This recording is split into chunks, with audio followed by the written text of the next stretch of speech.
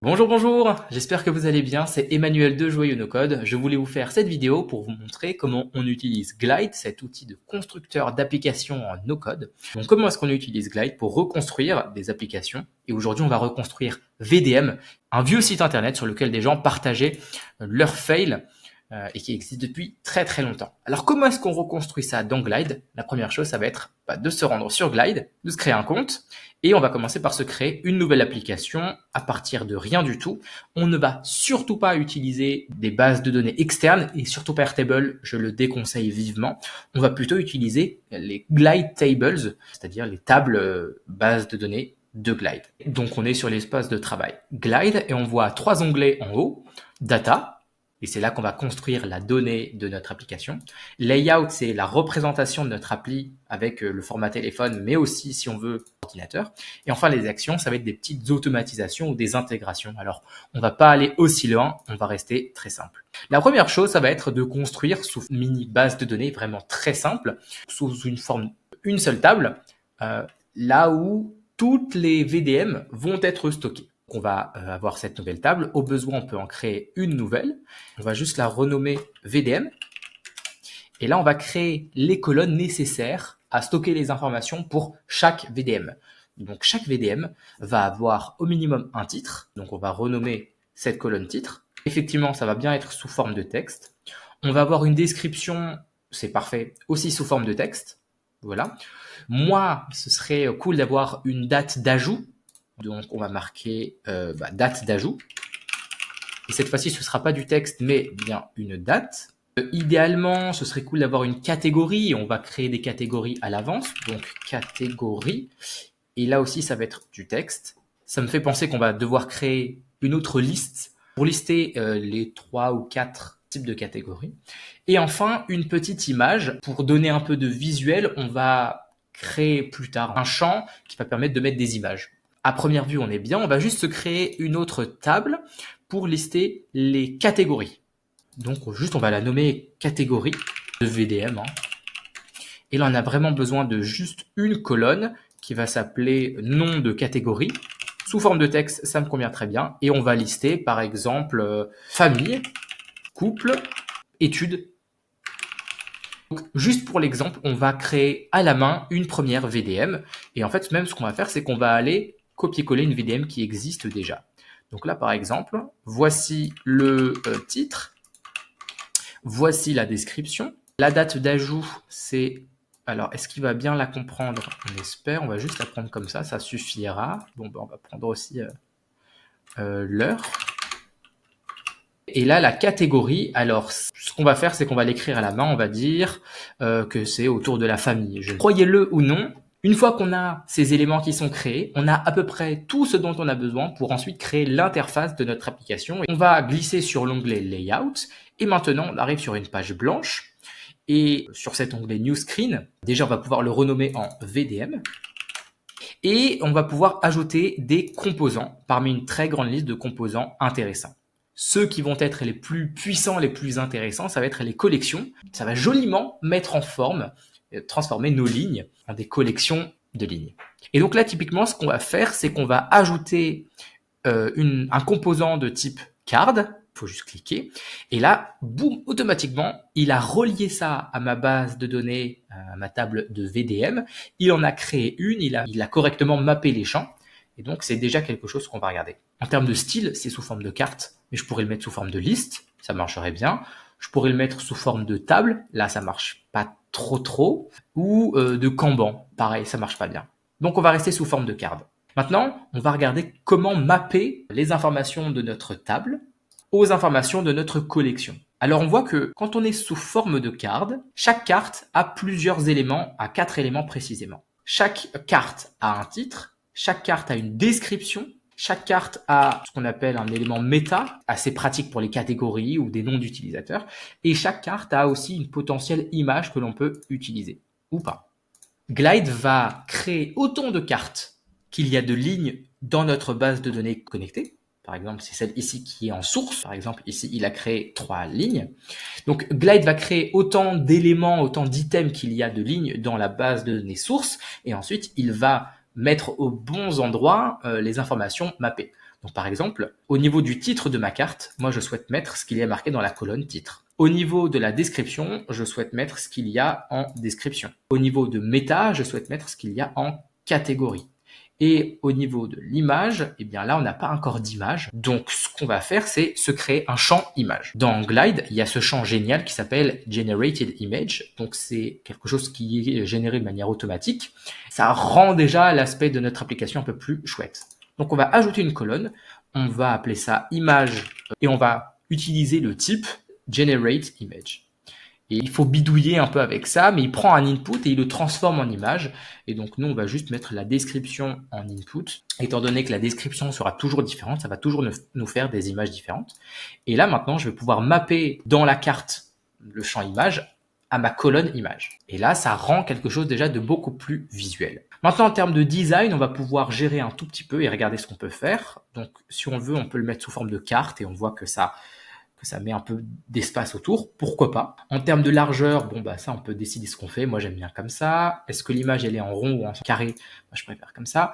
L'image quelle taille elle prend? Moi je préfère quelque chose de vraiment beaucoup plus petit. Et puis orientation du scroll, c'est-à-dire que si jamais demain on a 10 VDM, est-ce qu'on le scroll de manière horizontale ou verticale? Moi, je préfère faire un fil d'actualité en mode vertical. Voilà. Et là, déjà, comme ça me convient. Maintenant, ce qui serait intéressant, c'est de pouvoir simplement ajouter des VDM. Et pour ça, il y a un bouton qui est tout prêt. C'est ce petit bouton Add.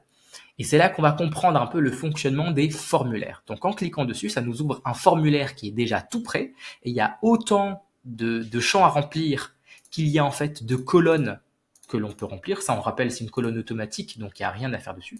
En soi, il y a 4 colonnes à remplir et effectivement, il y a 4 colonnes dans mon formulaire. Et juste pour tester, on va remplir pour de faux un premier formulaire, test VDM. Salut à tous les amis, ceci est un test de VDM. Date d'ajout, alors pour l'instant, on le fait à la main. Et puis la catégorie, c'est famille. Soumettre. Et là, effectivement, ce qu'on voit par magie, c'est qu'il y a une nouvelle carte qui s'est créée parce que, évidemment, il y a une nouvelle ligne qui s'est créée ici avec toutes mes informations. Franchement, là, déjà, ça commence presque à me convenir. Maintenant, on va un peu pimper l'application. Notamment, on va commencer par le formulaire. Effectivement, sous cette forme d'écran qui arrive en montant, on pourrait le modifier. Moi, ça me convient.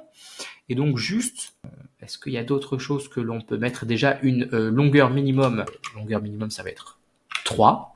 Et puis, longueur maximum, ça va être 120. Placeholder, ça va être le petit texte qui va être marqué ici. Le titre de ta VDM. Voilà. Ensuite, en description, on va mettre ta description de VDM. Au minimum, ça doit être 3. Au maximum, ça doit être 300. Et puis, cette fois-ci, on va mettre un peu plus de place pour faire comprendre qu'on attend un texte un peu plus long. Ensuite, en date d'ajout, on va le supprimer parce que ça va être ajouté automatiquement. Et puis en catégorie, là ça me convient pas, il faudrait plutôt que ce soit un champ de sélection, c'est-à-dire qu'on va voir nos 3 options et on va pouvoir choisir l'une d'entre elles. Et donc là, on va ajouter un nouveau composant dans notre formulaire et il va falloir choisir le type choice. Donc on va aller tester ça. Et là, effectivement, il nous a rajouté un champ de type sélection, mais il ne regarde pas les bonnes options. Donc je vais lui demander en source d'aller regarder les catégories de VDM. Value, c'est le nom des catégories. Image, alors on peut rajouter une image et c'est ce qu'on va faire dans un instant. Et display as, bon bah ça c'est des petits tricks sans plus, mais peu importe. Donc ce qu'on va faire déjà, c'est que dans les catégories de VDM, on va ajouter un nouveau champ image, generate image, triangle à partir du nom de la catégorie. Et là voilà, ça va nous créer des petites couleurs en plus. Et ces petites couleurs, on va les utiliser pour pimper un peu. Et là, ce qui va se passer, c'est que voilà, c'est déjà plus visuel. Et on va aussi faire en sorte que ce soit obligatoire. Pareil, tous les champs en fait vont être obligatoires. Quelque chose qu'on pourrait aussi faire pour pimper un peu, c'est choisir nos catégories sous forme de chips, c'est comme ça qu'ils appellent ça, plutôt qu'en drop-down. Voilà. Donc on va rester comme ça. Et là déjà, notre formulaire, il est beaucoup plus joli. Donc le fail de ma vie. J'étais en classe. Je n'ai pas pété, mais mon camarade a cru. Alors il a crié mon nom. Toute la classe à rigoler. Et là, c'est études. Et on va le retrouver tout en bas. On va encore continuer de pimper notre application. C'est déjà plutôt cool, mais ce qui serait bien, c'est que on voit de manière croissante, on voit les VDM les plus récentes tout en haut et les plus anciennes tout en bas. Donc on veut un tri automatique. Pour ça, on va sélectionner notre collection, on va aller dans les options, on va ajouter un tri et on va trier selon la date d'ajout et de manière décroissante. Quand j'ajoute une VDM, il n'y a pas de date d'ajout. Et donc, il faudrait faire en sorte que quand je soumette ma VDM, que la date maintenant précisément soit déposée dans date d'ajout. Donc, ce qu'il va falloir faire, c'est ajouter ce champ automatique. Et il me semble que c'est values, special values ou current date time. On va le sélectionner et on va dire que current date time, ça va se déposer dans date d'ajout.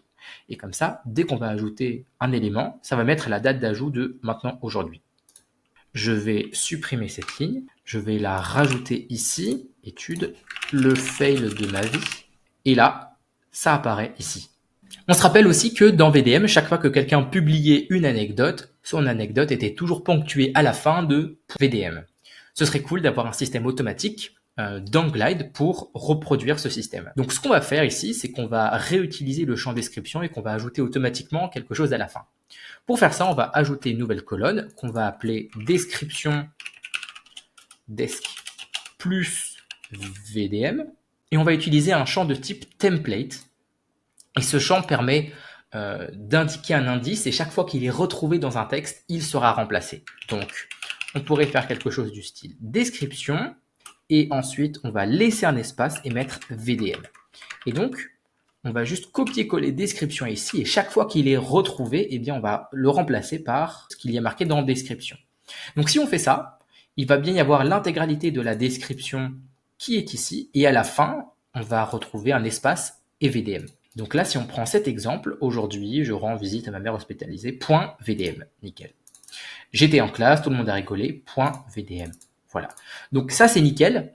Maintenant, ce qui est relou, c'est que il faut que ça apparaisse ici. Donc ce qu'on va faire, c'est que maintenant, pour la collection, on va aller mapper le champ description par celui qu'on vient de construire. Et là, à chaque fois, VDM, on le retrouve ici. Bon, alors maintenant notre application est cool, mais ce serait encore mieux que tout le monde puisse l'utiliser. Et pour ça, on va voir comment la publier très rapidement. En haut à droite, on a la possibilité de publier et on va trouver un nom random, donc Emmanuel App VDM 115. Et on va publier cela. On va ensuite modifier les aspects de qui a accès, qui a le droit de rentrer, etc. Donc on va aller dans Settings.